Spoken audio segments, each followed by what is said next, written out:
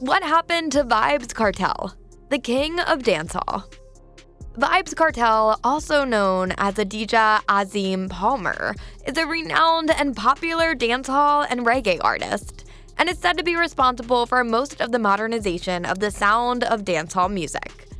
He is popular for his fame in his hometown and worldwide, creating a loyal fan base. And although now incarcerated, he continues to live up to his reputation, maintaining a strong fan base. Vybz Kartel is not only popular for his influence on dancehall and reggae music, but he is also known for his numerous controversies, especially his arrest after a terrible crime. Before we go into the details, who really is Vybz Kartel? Adija Azim Paalmer, popularly known as Vybz Kartel, was born on the 7th of January 1976 in Kingston, Surrey, Jamaica, where he lived with his mother, elder sister, and grandmother. Vybz went to Calabar High School until 1992, when he was expelled at 16 years old. He later attended a technical tutorial school where he finished. At the age of 11, Vybz was already writing his own lyrics and had a big influence from the two of his uncles who were into music and increased his fascination with the music industry. Adija Azim Paalmer went by a lot of nicknames while coming up in the music industry. He was known as Vybz Kartel, Vybz Kartel, Vybz Kartel, Adija Paalmer, World Boss, Vybz Kartel, Gaza Don, The Teacher, and Gaza General. The name that did stick was Vybz Kartel, and this name emanated after the fallout of the group he created with his friends, Vybz Kartel. It isn't clear the reason for the fallout, but Vybz retained and changed the name to be his. At 17, Vybz Kartel created his first song, Love That Woman, using the moniker or nickname Adi Banton, as a way to pay homage to Buju Banton, who he looked up to. Vybz became the protege of Bounty, who played a huge role in his career advancement. Vybz rose to prominence in the year 2003 after producing various hits in Jamaica, releasing his debut album in October, and rising fast. The same year, Vybz had an altercation and clash with Ninja Man. He had a clash that was believed to be pre-planned with Ninja Man in the annual dancehall festival Sting in Vybz' hometown, Portmore. The clash turned violent really quick when Vybz and his crew members threw punches and physically assaulted Ninja Man on the stage. Although Vybz Kartel's manager blamed Ninja Man for the incident, Vybz apologized quickly to Sting's organizers and Ninja Man for the incident, and 4 days later, the two artists appeared on TV announcing a settlement of differences. Later on, Vybz had a fallout with Bounty, and the reason why? Bounty was not a fan of the support Vybz showed his nemesis Beanie, attending his wedding and even bringing Bounty's ex-girlfriend as his date. Talk about balls. But that isn't the only fallout that will happen, as Vybz still had a fallout with Beanie. The reason being, Beanie felt Vybz had attained a high level of success and no longer required his support going further. After his fallout with Bounty, Vybz would go on to join the Portmore Empire, a group of dancehall DJs and singers, which he signed into his new record label, Adija/Not Nice Records. Some members included Popcan, Diva Brat, who was the founder, Black Rhino, Tommy Lee, Sheba, Gaza Kim, and Singing Maxwell, to mention a few. Vybz' personal life also soared as he married New York bank supervisor Stacey Ann Alicia Elliott in a private ceremony. But sadly, the marriage didn't last long, lasting for just 2 years. And the reason for this was alleged by Vybz in his divorce files in the court. Vybz alleged that his wife had gotten pregnant to another man, giving birth to a son that isn't his. And this was easy to believe because Vybz had earlier claimed to have never even lived with his wife, Stacey. He also stated that she never visited him in Jamaica since their wedding, because Vybz' visa had been revoked, therefore he couldn't go to the US.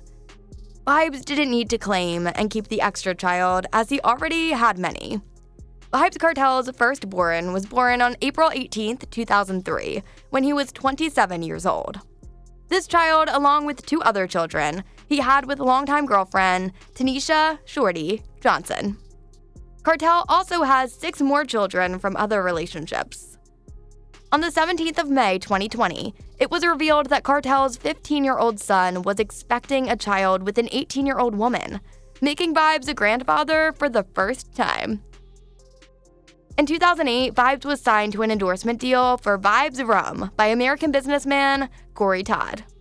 The relationship between Todd and Vybz blossomed to become a business partnership, leading to the birth of Daggerin Condom and Street Vybz Rum.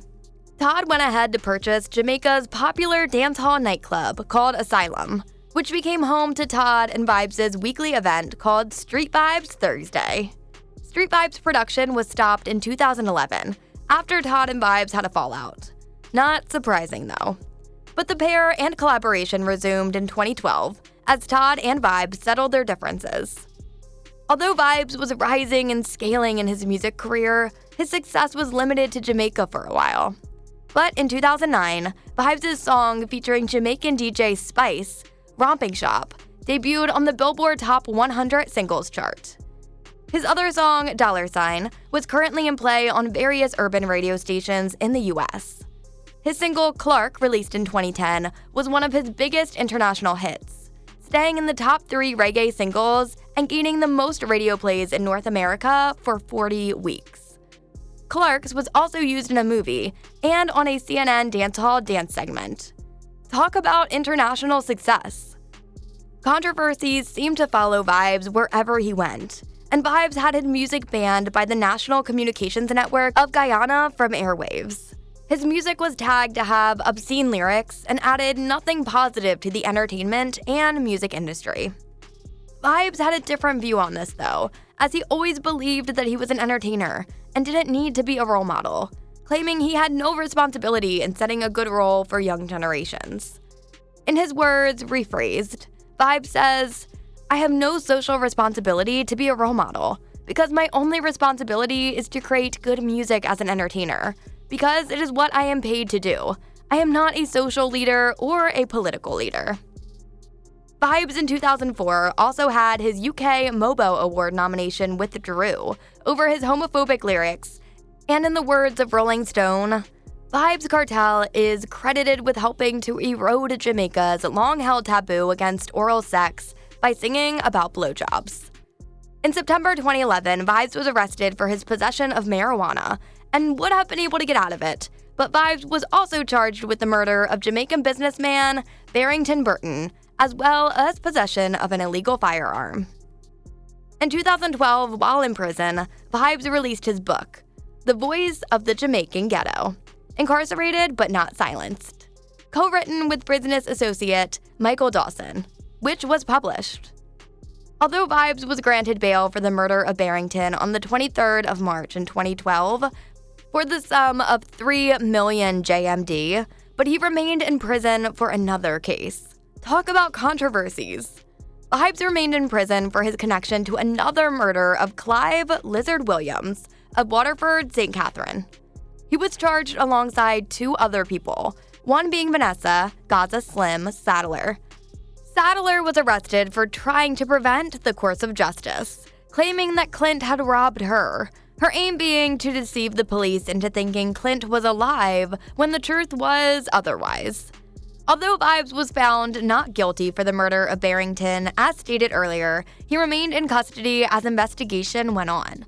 Vybz underwent trial for the murder of Clint on November 18, 2013. And on March 13, 2014, he was found guilty by an 11-member jury, 10-1, of the murder of 27-year-old Clive Lizard Williams. This trial, which lasted for 65 days, was recorded to have been the longest in the history of Jamaica. But that isn't all. On the 3rd of April 2014, Vybz was sentenced to life imprisonment and would only be eligible for parole after 35 years of serving. This verdict as given by Justice Lennox Campbell. 6 years later, on the 3rd of April 2020, a 3-member panel of judges in the Jamaican Court of Appeal reaffirmed Kartel's conviction. On April 17, 2020, the Court of Appeal reduced Kartel's parole eligibility to 32 years and 6 months, citing Justice Campbell's failure to consider time the singer had spent in jail while awaiting the trial in 2014. Kartel will now be eligible for parole in 2046. Although in prison, the entertainer and singer continues to produce music, despite the claim of the Jamaican authorities that Vybz has no recording access and privilege. His lyrics continue to contain the current happenings of the world. In 2016, while still in prison, Kartel released his most internationally successful album, King of the Dancehall, which peaked at number 2 on the US Billboard reggae charts. The album included Fever, which topped various local music charts and became his most successful on streaming websites. What are your thoughts on Vybz Kartel and his numerous controversies? Do you think that he deserves the title of the King of Modern Dancehall? Let us know. Thank you for watching, and until next time on True Celebrity Stories.